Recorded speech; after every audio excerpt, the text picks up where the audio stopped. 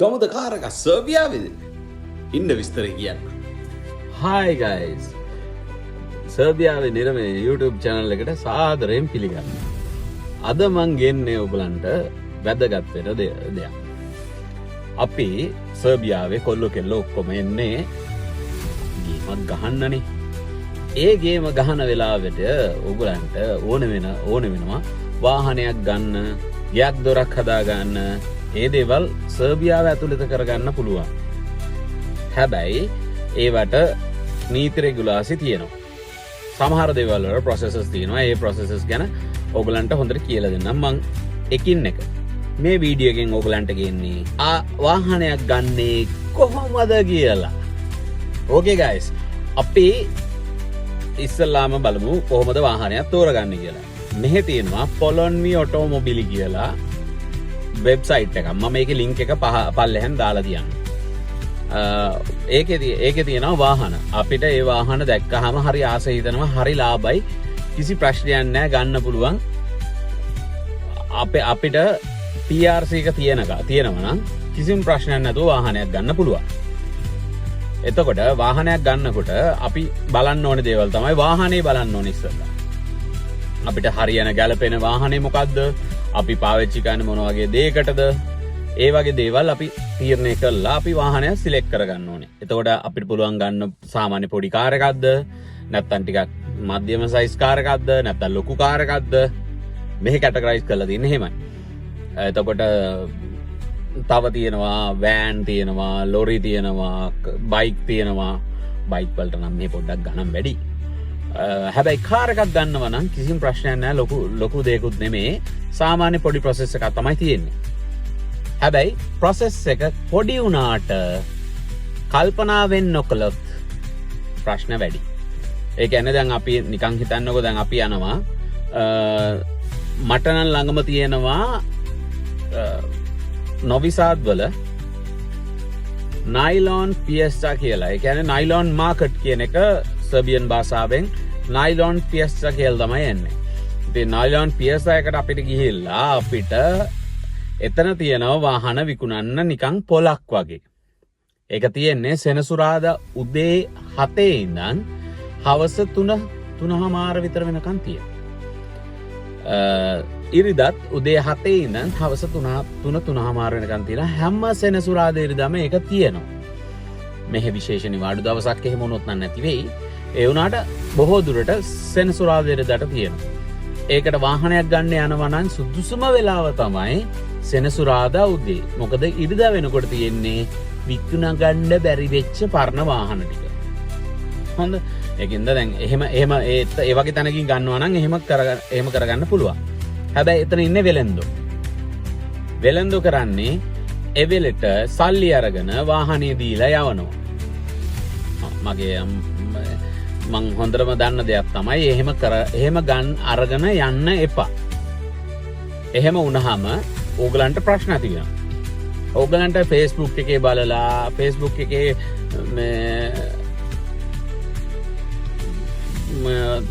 හොයාගන්න පුළුවන් වාහනයක් තෝරගෙන ඒ දේවල් අරගෙන එහෙම කරගන්න පුළුවන්. එහෙම කරත් කොහොම කරත් සතියේ දවසක වාහනේ මිලදී ගැනීම කරගන්න. මොකද ඕගලන් වාහනේ ගත්තට පස්සේ ඕගලන් යන්න ඕනේ නොතාරිස් කෙනෙක් ගාවට. නොතාරිස් කෙනෙක් ගාවට ගිහිල්ලා එයාගෙන් සේල්ස් ඇග්‍රීමන්ට් එකක් ගන්න ඕනේ. මෙන්න මේ වගේ සේල්ස් ඇග්‍රීමන්ට් එකක් ගන්න ඕනේ. පේනවද දන්නේ හරියට පැහැදිලිව? මේ සේල්ස් ඇග්‍රීමන්ට් එක අරගත්තාම මේ සේල්ස් ඇග්‍රීමන්ට් එකේ බලන්න ඔයා බලන්න දේවල් තියෙනවා. මොනවද? ඔයාගේ වාහනේ හරියට තියෙනවද කියලා, වාහනේ දේවල් ඔයාට කියපු જાති ඔක්කොම මේකේ ඉන්ක්ලූඩ් කරන්න ඕනේ. ඒ සේල්ස් ඇග්‍රීමන්ට් එක ඔයාට පුළුවන් ඉංග්‍රීසි පරිවර්තනය කළා, පරිවර්තකයෙක්ට දීලා ඉංග්‍රීසියෙන්ට පරිවර්තනය කළා මේ විදියට ගන්න. තේරුණාද? මේ විදියට ගන්න පුළුවන්. මේ විදියට ගත්තාම මේකේ තියෙනවා, මෙතනින් තියෙනවා සර්බියන් භාෂාවෙන් ඇග්‍රීමන්ට් එක. මෙතනින් තියෙනවා ඉංග්ලිෂ් වලින් ඇග්‍රීමන්ට් එක. සර්බියාවේ ගොඩක් වෙලාවට සිංහල භාෂාවෙන් පරිවර්තනය කරගන්න අමාරුයි. ඒ කියන්නේ බොහෝ දුරට ඔයාට ඉංග්‍රීසි දැනුම අත්‍යවශ්‍යයි. මේ වැඩ කරගන්න නම් ඉංග්‍රීසි දැනුම අත්‍යවශ්‍යමයි. ඉංග්‍රීසිවත් ඕනේ අඩුම තරමේ. එහෙම ඒම පරිවර්තනය කරගත්තට පස්සේ ඒ පරිවර්තනය කරගත්ත එක ඔයා සර්ටිෆයි කරගන්න ඕනේ නොතාරිස් කෙනෙක්ගෙන් ඔයාට විකුණපු කෙනයි දෙන්නම එකතු වෙලා ඔයා ඒ ඇග්‍රිමන්ට් එක ගහන්න ඕනේ. ඒ ඇග්‍රිමන්ට් එක ගැහුවට පස්සේ කාර් එක නීත්‍යානුකූල ඔයා සතුව තියා ගැනීමට අවකාශය තියෙනවා. එතකන් ඔයාට සල්ලි දුන්නට ඔයා ගාව තියාගන්න බෑ ඒ කාර් එක. මොකද ඔයාගේ නෙමෙයිනේ. වෙන කාගේවත් කාර් එකක් ඔයා සල්ලි දීලා අරන් ඇවිල්ලා තියෙනවා. ඔය අයිතිකාරයව සමහරට නොදන්නවා වෙන්නත් පුළුවන්. මොකද අපි ගන්නේ ඔය විකුණන කෙනෙක්ගෙන්නේ. එතකොට විකුණන කෙනෙක්ගෙන් ගත්තාම ඒ විකුණන කෙනාගේම නෙමෙයි වෙන්නත් පුළුවන් ඔය කාර් එක. එතකොට විකුණන කෙනා වෙලෙන්දෙක් විය හැකියි. එතකොට වෙලෙන්ද ඔයාට දීලා දුන්නට පස්සේ ඔයා නිකන් වාහනේ අරගෙන එනවා. එතකොට කිසිම දෙයක් නැහැ, ડોකියුමන්ට් එකක්වත් මුකුත් නැහැ. නිකන් අස්සම් කරපු කොළවල ලියලා ගන්න එපා. එතකොට එහෙම කරාට පස්සේ ඔයා නොතාරිස් කෙනෙක් ගාවට ගිහිල්ලා මේ වගේ ඇග්‍රීමන්ට් එකක් අස්සම් කරලා වාහනේ අරගන්න පුළුවන්. වාහනේ අරගත්තට පස්සේ හොඳම දේ වාහනේ මේ වගේ ડોකියුමන්ට් සෙට් එකත් එක්ක අරගන්න. එතකොට ඔයාට හම්බ වෙනවා වාහනේ පොත කියලා එකක් නෑ මෙහි. මෙහි වාහනේ පොතක් නෑ. පොතක් කියලා එකක් එන්නේ නෑ. එතකොට ඔයාට තියෙන්නේ මේ ડોකියුමන්ට් එක නෙමෙයි, මේ ડોකියුමන්ට් එක සයින් කරලා දෙන්න ඕනේ. හරිද? ඔයාට මෙහි තියෙන කාඩ් එකක්. හරිද? මේ වගේ සම්පූර්ණ ඇග්‍රීමන්ට් එකේ ડોකියුමන්ට්ස් ටික ඔක්කොම තියෙනවද කියලා බලන්න. මම ඕගලන්ට ඒව ස්කෑන් කරලා ડોකියුමන්ට්ස් වෙනම දාන්නම් මේකට මේ ඇග්‍රීමන්ට් එකට. එතකොට ඒ දේවල් ටික ඔක්කොම හරියට බලලා කරලා ගන්න. අරගත්තට පස්සේ ඔයාට කරන්න තියෙන්නේ ඒක අරගෙන ටෙක්නිචා කියන්නේ අපේ දුන් සාතික ගන්න, යෝග්‍ය සාතික ගන්න. අන්න ඒ වගේ ටෙක්නිකල් සෙන්ටර්ස් තියෙනවා මෙහෙ. ඒ සෙන්ටර් එකට ගිහිල්ලා ඔයාගේ ડોකියුමන්ට්ස් ටික එක්ක වාහනේ දෙන්න ඕනේ ඒගොල්ලන්ට. එතකොට ඒගොල්ලන් කරන්නේ අපේ ට්‍රාන්ස්ෆර්ස් ඒ ඔක්කොම ටිකයි මේකේ තියෙන ලයිසන් ඉන්ෂුරන්ස් ටිකයි ඒ ටික ඔක්කොම අප්ඩේට් කරනවා. අප්ඩේට් කරලා ඔයාගේ නමටම එනවා. ඔයාගේ නමටම දාලා දෙනවා. ඔයාගේ නමටම දාලා දුන්නාම පස්සේ දාලා දුන්නා කියන්නේ ඔයා බලන්න, ඔයා දාලා දුන්නට පස්සේ ඔයා බලන්න මේ වගේ ડોකියුමන්ට්ස් දෙකක් හම්බෙන්න ඕනේ. මේ තියෙන්නේ කාර් එකේ පොත. හොඳ මේ විදිහට තමයි කාර් එකේ පොත කියලා ડોකියුමන්ට් එක එන්නේ. හොඳ මේ ડોකියුමන්ට් එකයි මේ ડોකියුමන්ට් එකයි ඊට අමතරව පොලිසියෙන් එනවා මේ වගේ ડોකියුමන්ට් එකක්. මේක තමයි වගේ රෙජිස්ට්‍රේෂන් එක. මේ තියෙන වගේ රෙජිස්ට්‍රේෂන් එක. හරිද? එතකොට මේ ડોකියුමන්ට් එකයි ඒ ડોකියුමන්ට් එකයි දෙකම ගන්න ඕනේ. ලයිට් ඉන්න පොඩ්ඩක් අවුල්ලද. මොකද මේ පොඩ්ඩක් කරවලක් ගතියක් තියෙන පොඩි වැස්සකට ගන්න එපා ගයිස්. මේ හරිද? එහෙම අරගෙන ඒ ටික කරගෙන ඉවර වෙලා ඔයා මේ ලයිසන් රෙජිස්ට්‍රේෂන් එකත් කරගෙන ඊට පස්සේ කරන්න තියෙන්නේ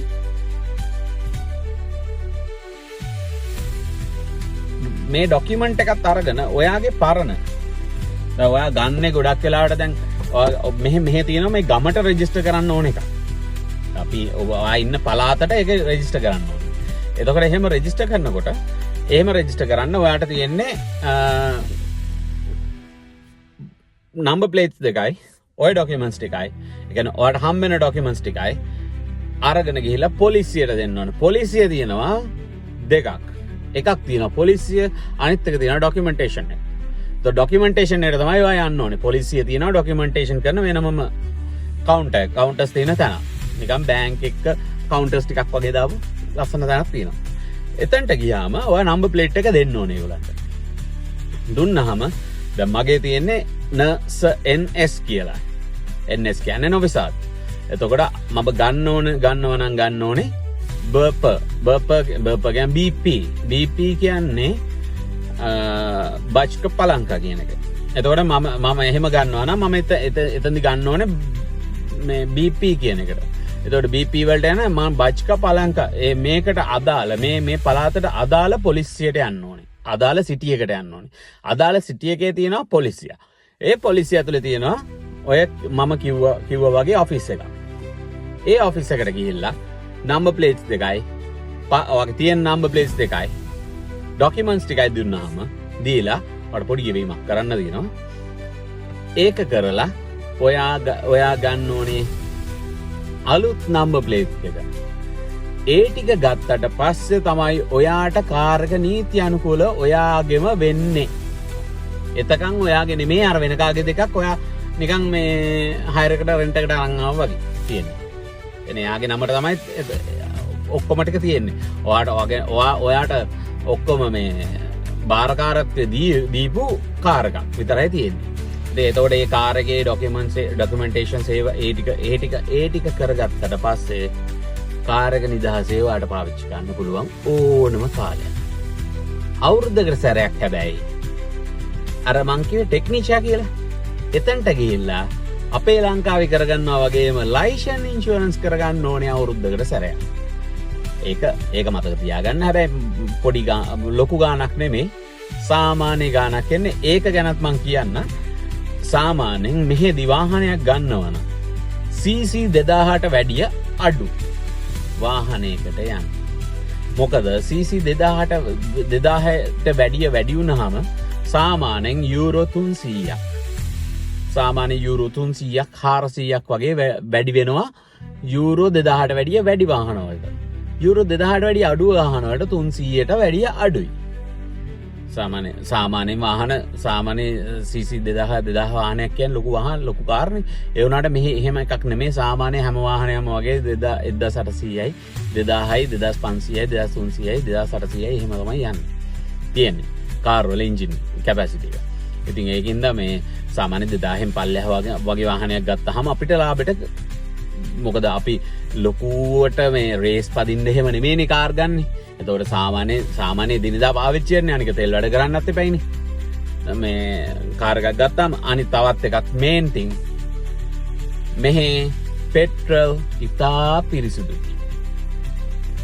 හොඳ මං එහෙම කියන්නේ සාමාන්‍යයෙන් ලංකාවේ පෙට්‍රල් ගහලා දුවන වාහනයකට වැඩිය මෙහි පෙට්‍රල් ගහලා දුවන වාහන මාකට් එකෙන් අඩුයි.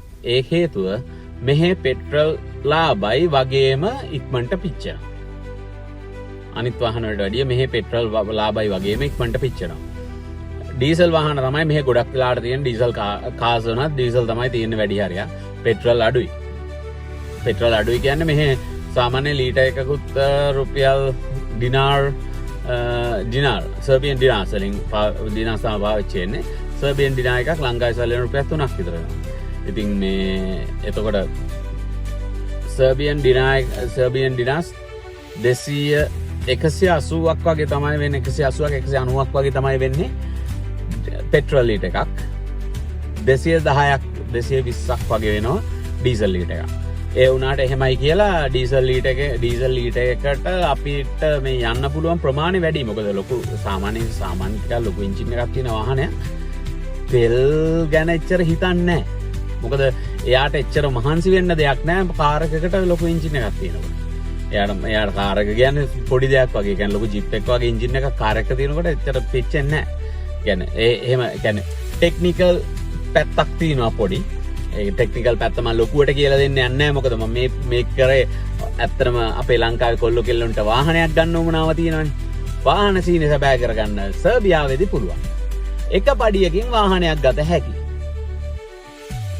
හොඳ එතකොට දැන් ඒ වගේම තමයි තව ඕගලන් බලන්න ඕනේ මෙහි නීති රීති. හොඳ හරිම තදයි. නීති රීති තදයි කියන්නේ මෙහෙමයි. නීතිය හරියට පිළිපදිනවා නම් කාර් එකක වුණත් කිසි ප්‍රශ්නයක් නැහැ, කිසිම කරදරයක් නැහැ. ලස්සන්ට පාරේ ගිහිල්ලා එන්න පුළුවන් ඇක්සිඩන්ට් අනම්ම නම් මුකුත් නැතුව පරිස්සමට. එහෙනම් guys ඔන්න ඔච්චරයි අදට. තව මොන හරි ප්‍රශ්න තියෙනවා නම් කමෙන්ට් කරන්න. සබ්ස්ක්‍රයිබ් කරන්න. මං ආයෙත් එනවා මේ වගේම වැදගත් වෙන දෙයක් අරගෙන. ඒ වගේම රට වටේ යන ගමනොත් වීඩියෝ එකක් දාන්නම්.